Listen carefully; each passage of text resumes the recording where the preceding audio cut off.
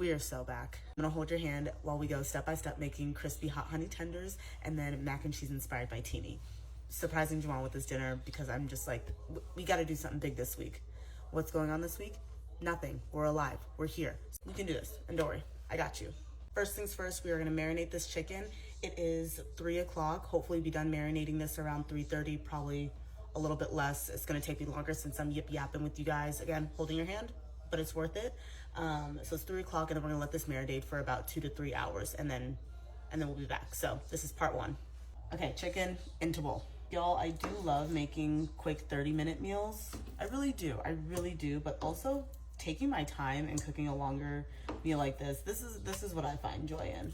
See how I sliced it in half to make the chicken breast thinner, and then I just did like cut each breast in half then. Buttermilk, shake it up. Now we are gonna go ahead and add buttermilk, just enough to cover the chicken. Might be this whole thing.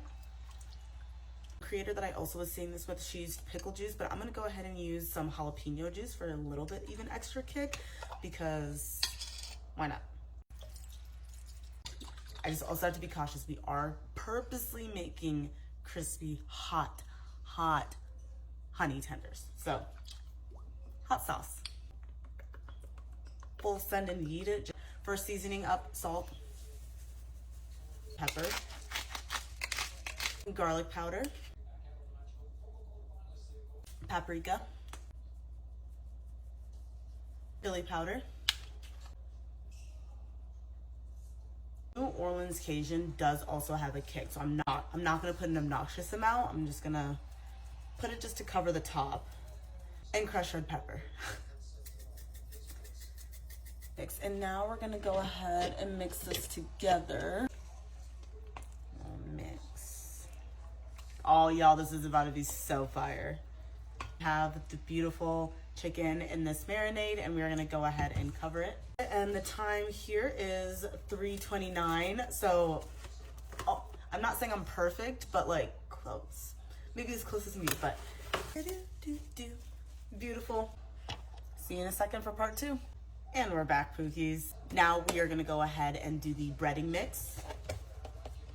I also did change shirts. That other one was a very heavy, like thick blue cotton shirt. So yes, we are back in a cotton tee, but it's a little lighter. I know being around the oil and everything, I'm gonna get hotty toddy. So that's why we changed. But for the breading, I'm gonna take some flour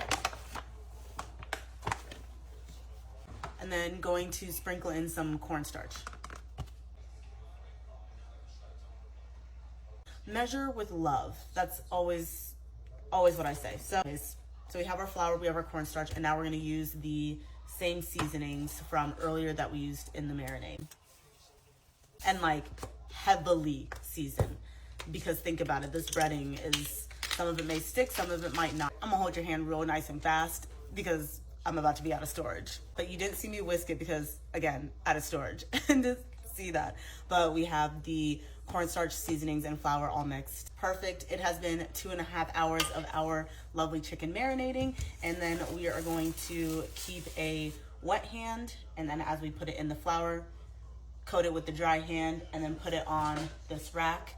Once we have them all on there, we're gonna put them in the fridge while we get our mac and cheese ready so the breading can actually sit and get dry on the chicken. Okay, here we go. I guess we just gotta do it, huh? Ooh, I wish I had gloves. But this is fine. This is fun. Look at this. Look at this. This is gonna be so good. Okay. So wet hand. Dry hand. This is what it looks like. Okay, chicken is in the fridge, marinating, letting the flour mixture sit. And so now in the meantime, we're gonna get the workout in and shred all of it. We have smoked Gouda, sharp cheddar, mozzarella, Monterey Jack cheese. All right, y'all, cheese is shredded. For each block, I ended up only shredding 3/4. So I didn't shred the entire block. Last time there was a ton of mac and cheese, and I was doing that for a serving of 4 people. So since it's just Joanna and I did 3/4 of each block, and this is what it looks like. Also put the pot of water that the pasta is gonna go in over there. And then I've prepped this pan and skillet for the cheese sauce, and then gonna use this cast iron skillet for the chicken. Or once the pasta is halfway through, that's when I'm gonna start on the cheese sauce, because then we'll do that together. Cool. I could not find cavatappi pasta anywhere to save my life. We even went to Whole Foods. We were there for lunch, but was gonna get some pasta. So I found this pipe brigade. I don't know how to pronounce it, but this is what I have. They look like shells. Yeah. Keep the sauce in there. So I'm excited. Our water is boiled. Doing about half the box, or like 3/4 of the box, because again, there's only 2 of us. I don't need to cook the entire box and have some leftovers. That's taking 10 to 12 minutes until that is done. We are going to just put some oil in the cast iron for the chicken, and we're just gonna start it off on low heat in the meantime.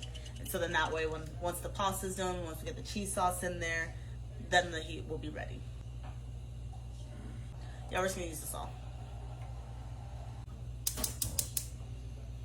Putting it on low because with the gas stove it gets hot real quick. Perfect. The pasta is boiling. We have the oil for the chicken on low, so that is just slowly heating up right now, and then we're gonna go ahead and start on the cheese sauce. Patience is key, because you're gonna wanna add each ingredient slowly and just a continuous whisk once we get to that point. But starting off, about 3 tablespoons of butter. Make sure you whisk the seasonings and the butter well. It's like this. Now this is where we really need to whisk and make sure that we get all the clumps out when we add 3 tablespoons of flour. And you want to make sure that there are no clumps of flour, otherwise your mac and cheese is going to taste and feel grainy. Whisk in, we're going to bring the hard whisk back a little bit, and while we're adding the 1 can of evaporated milk. Same thing like I said earlier. Add things in slowly at a time. And you want to be sure that you don't have any clumps of flour with the butter. Now we're going to go ahead and add heavy whipping cream. I believe this is about 3/4 to 1 cup. Again, slowly add it in. I think I'll do 2 of these, or like 1.5. We're gonna drain the pasta and then bring the pot back, because then that's where we'll add everything. We're gonna start slowly adding our cheese. Gorgeous, she's done. Putting it back in the original pot that they were in. Oh my gosh. Hey yo. Hey yo. Ooh, love.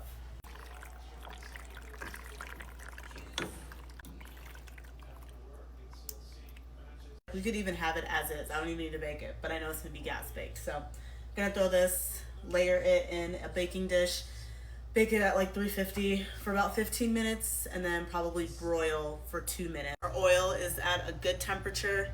Oven just got done preheating, so we're gonna go ahead and put the mac and cheese in here. And I told you on what the surprise dinner is. Yeah, that's ready. Cook each one 4 to 6 minutes on each side, and then we are going to put them on a rack once they are done. And we don't want to overcrowd it, so we'll do about 3 tenders at a time.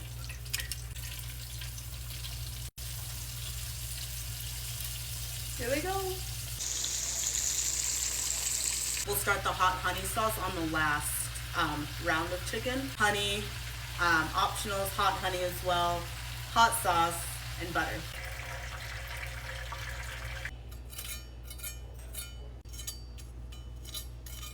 You are funny.